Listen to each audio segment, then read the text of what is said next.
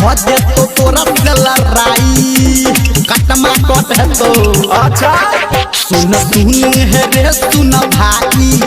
आई भजे तो तोरा से लड़ाई देख तोरा होई नहीं चौपनियो डहर रे पहले हम पटलिए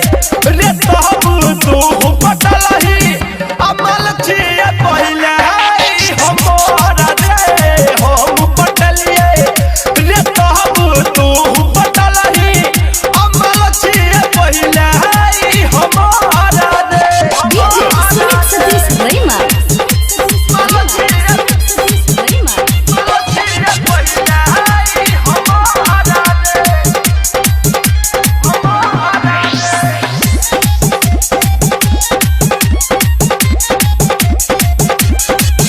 माल पोसल छै रे हमर देखल छै रे ई तोरा कोना समझेबो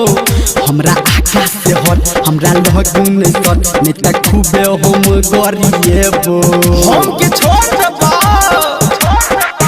माल पोसल छै रे हमर देखल छै रे ई तोरा कोना समझेबो हमरा आकाश से हट एते लगन सट नै त तोरा खूबे गरिएबो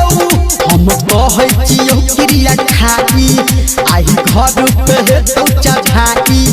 कनी कोले तू बाबू सब हर रे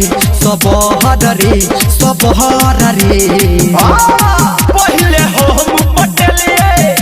रे तब तू पटलही अमल छिए पहले हमारा रे हम पटलिए रे तब तू पटलही अमल छिए पहले हमारा रे DJ Sonic Satish Verma.